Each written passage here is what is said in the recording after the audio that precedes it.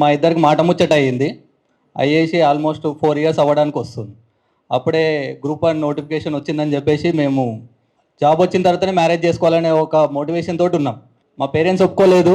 Still నేను coaching ఇప్పిస్తాను, నేను బ్యాక్ బోన్ ఉంటానని చెప్పేసి నేను రెస్పాన్సిబిలిటీ తీసుకున్నాను. అండ్ ఇప్పటికీ మేము వెయిట్ చేస్తున్నాం. వద్దండి, చప్పట్లు వద్దండి, నాకు ఇది నా ఆవేదన, నా బాధ. ఇప్పటికీ వెయిట్ చేస్తున్నాం, ఇప్పటికీ బాధపడుతున్నాం. తను 10th టాపర్, ఇంటర్లో టాపర్. నేను ఆ రెస్పాన్సిబిలిటీ తీసుకోవడానికి రీజన్ ఇది. అండ్ డిగ్రీలో కోటి ఉమెన్స్ కాలేజ్, గవర్నమెంట్ కాలేజ్ అది, అందులో ఫిజిక్స్ గోల్డ్ మెడలిస్ట్.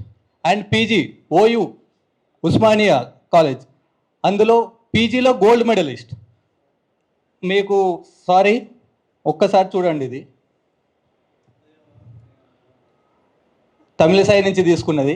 ఇవన్నీ ప్రూఫ్స్ అండి. ఎందుకనంటే ఇప్పటివరకు మేము బయటకు రాలేదు. ఎందుకనంటే నిజము గడప దాటేలోపు అబద్ధం వచ్చేసి ఊరే కాదు, మొత్తం మన స్టేట్ మొత్తం తిరిగేసి వస్తుంది. మన కంట్రీయే తిరిగింది. బట్ ఇది చూపించాల్సి వస్తుంది మేము, అది.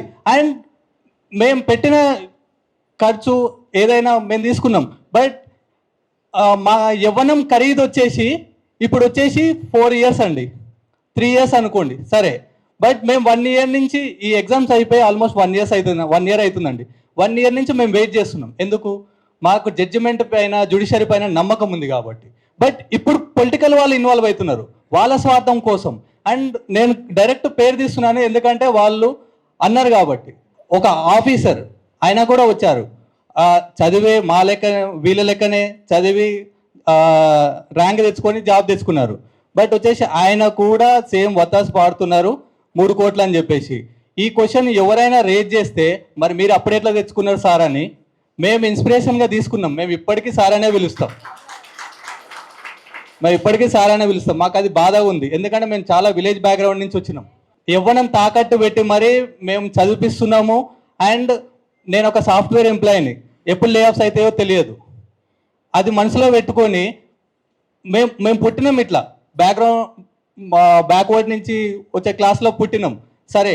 బట్ మాకు ఫర్దర్గా వచ్చే జనరేషన్ వచ్చేసి మాకు ఒక పాత అవ్వాలి, మళ్ళీ వాళ్ళు ఈ సిచ్యువేషన్ చూడొద్దు అని చెప్పేసి మా యవ్వనం తాకట్టు పెట్టుకొని మరి మేము ఇప్పటికీ మ్యారేజ్ చేసుకోకుండా, మాకు తెలుసు తర్వాత ఏజ్ ఎక్కువైతున్న కొద్దీ పిల్లలు పుట్టడానికి ప్రాబ్లం అయితే, ఇవన్నీ మాకు తెలిసినా కూడా మేము ఫ్యూచర్ జనరేషన్స్ కోసం అని చేస్తున్నాం ఇది. సో జెన్యూన్ క్యాండిడేట్స్ అండి మేము. మా ముఖం చూస్తే మీకు అర్థమవుతుంది. మీడియా కూడా మీరు మాకు సపోర్ట్ చేయాలని చెప్పేసి కోరుకుంటున్నాం. Thank you.